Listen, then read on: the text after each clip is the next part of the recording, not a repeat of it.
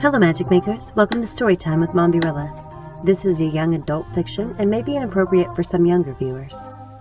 Evil Thing. A Tale of That DeVille Woman by Serena Valentino. Copyright Disney Enterprises Incorporated, 2020. Chapter 8. Part 1. Distinguish Yourself. I didn't return to school after the break, and Mother had made it impossible for me to see Anita. She was away at school while I was back in London, attending every ball and social event my mother could throw at me. It was a nightmare. I was paraded around like a peacock, decked out in feathers and glittering jewels, and made to endure an endless parade of tedious young men.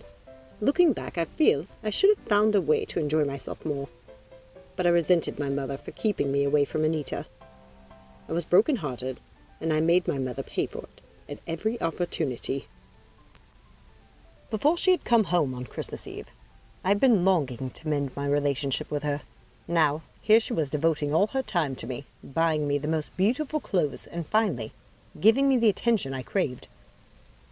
But it felt so wrong. I fought her on it every step of the way. I corresponded with Anita several times a week, each of us keeping each other up to date on our daily lives and counting the days until she would be home again. Anita's letters back were always so cheerful. She was, of course, doing well in school, and she was pleasantly surprised that she liked the new girl who had taken my place in her room. I hated the idea of Anita spending time with her new roommate, taking our walks, having our conversations, and reading our book of fairy tales. I wanted her back home, where she belonged. After I was presented at court, the endless balls and glittering social events began. My mother was just itching for me to accept one of the various proposals I had received from my many suitors. I was a catch, as they say, titled and soon to be in possession of an obscene amount of money. Over the course of the season, my mother invited a legion of young gentlemen over for dinner, sometimes inviting them to stay for the weekend, if they were visiting London from somewhere out of town. Socialite mercenary mothers went to great lengths to find their daughters suitable husbands, and she was relentless. Every morning it was the same. She'd come into the dining room and tell me what our schedule was for the day. That is, if we didn't have a visitor we were entertaining. "Good morning, Cruella." Her voice would ring out, and I knew it was for a matchmaking onslaught. "Good morning, Mother." She would grab her coffee and sit down with it at the table with her diary. "I miss the days when you called me Mamma." I would roll my eyes and say something like, "Well, as you say, I'm a lady now, and I'm simply speaking like one." She would pretend she didn't hear me and list off our daily events from her diary. One particular morning, we happened to have a visitor staying with us. He hadn't made his way to the dining room yet. "Jackson, is Lord Silverton awake?" Mother asked as Jackson and Jean placed a selection of pastries, fresh fruits, and eggs on the serving table. "Yes, Lady DeVille. He will be down shortly." Jackson put the newspaper at the place reserved for him. "I thought Lord Silverton would like to read the paper." I smiled at Jackson. "Yes, perhaps he can take a look at the train schedule. I'm sure he's eager to get back home." My mother set her cup of coffee down with an annoyed thump. "Cruella, he's a very fine young man." "Yes, Mother, I'm sure he is, but he's also incredibly boring." "Cruella, it is the lady's job to keep the conversation moving. If you're bored, then you're not doing your job correctly." She took a pile of invitations from a silver tray Jackson presented to her. "Oh, I ask him questions, and he's all too happy to talk about himself. I just don't want to listen to another of his tedious stories, Mother. I can only listen to so many tales of horses, foxes, hunting, and shooting quail."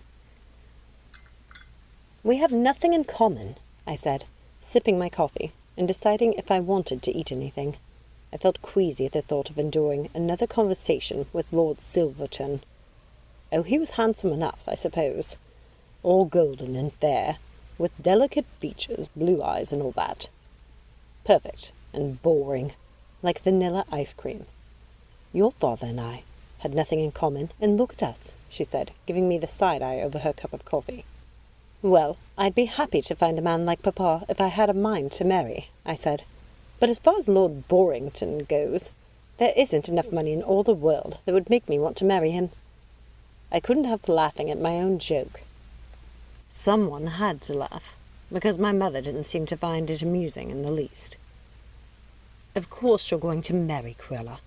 And do stop making up insulting names for people. Yes, Mother.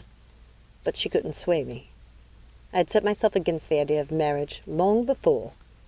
It had become quite clear to me that I hated being told what to do. I wanted to be independent. No man with his salt will be willing to let his children take his wife's name, Mother, I said. Well, my dear Cruella, if you find a rich enough husband like Lord Silverton, then you won't have to worry about that. I couldn't believe she was suggesting I go against my papa's wishes. I made a promise to Papa. That's the end of it, Mother. If I ever do get married, and I doubt I ever will, I will not take his name. Mother closed her diary and tapped it with her pen. Well, Cruella, the Queen didn't take her husband's name, and look how that's turned out. Do you want to live your life resented by your husband? I laughed. Well, Mother, that's one of the reasons I don't intend to marry. I thought on it. And the Queen gets to be the Queen. If I got to be Queen, being resented by my husband is a sacrifice I'd be willing to make. That's cheeky, Cruella, even for you. Just then Lord Boring Pants came into the dining room. Well, that's disappointing news, Lady Cruella, he said, smiling at me in a way he obviously thought was dashing. But I bet I can change your mind. I think your mother's in possession of an invitation from my own, inviting you to our estate for the weekend. He was beaming, way too chipper for someone who hadn't had their coffee yet. I imagined myself married to this relentlessly happy man, and it made my stomach churn. Oh, I don't know, Lord Silverton, I said, but he pressed on. It'll be the most topping weekend, Lady Cruella.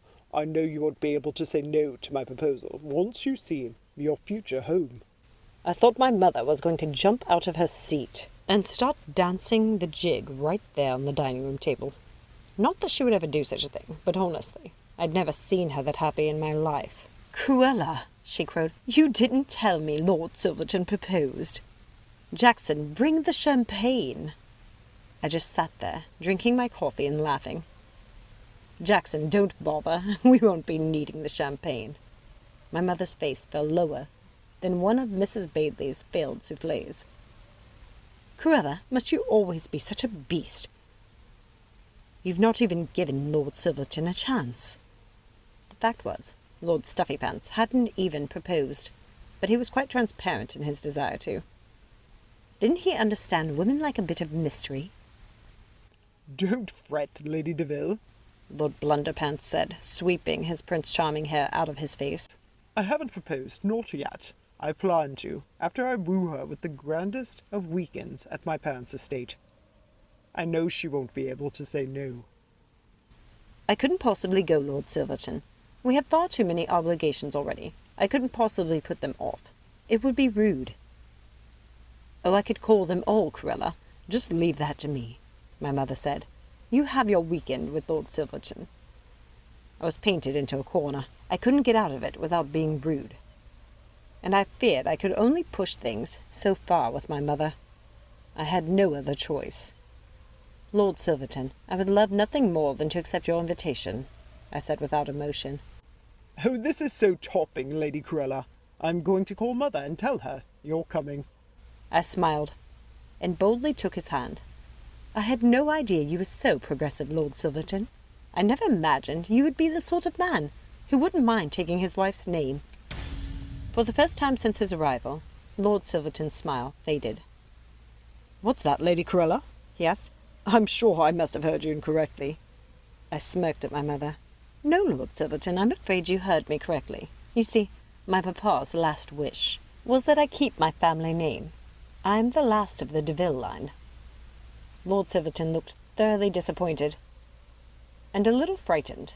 He had all but proposed, and I could see his wheels spinning, wondering if I was going to make him stick to his word.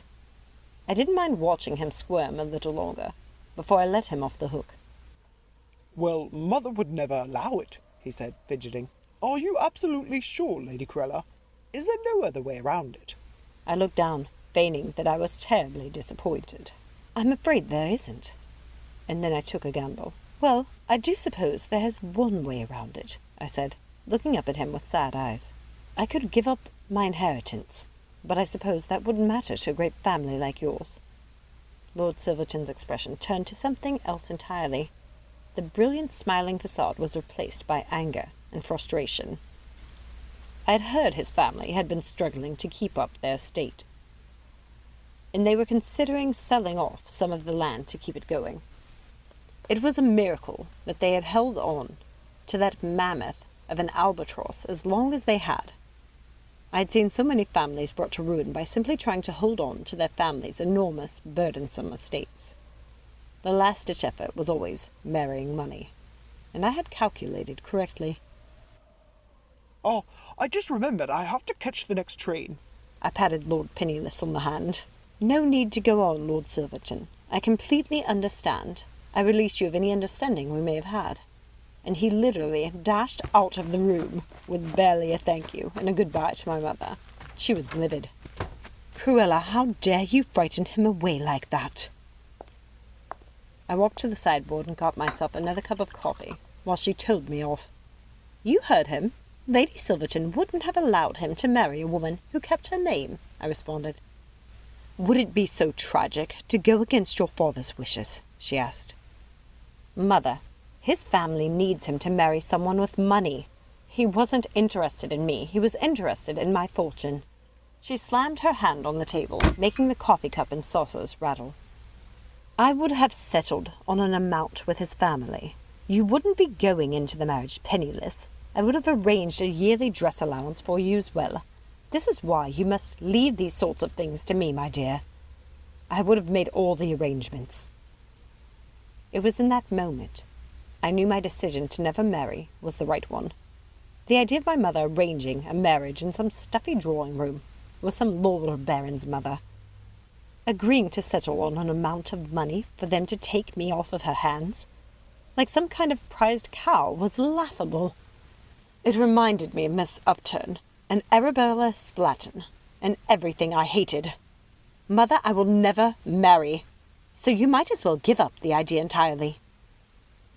That wasn't the life I wanted. Besides, Papa wanted me to be happy. Thank you so much for listening. I hope you enjoyed this reading. If you haven't had a chance to, please take a second, like, subscribe, ring that notification bell, comment down below, share with a friend, and check out some of the other Villain series chapters and books as well. Join us next time, and remember, let it go and keep moving forward. Have a magical day. Bye.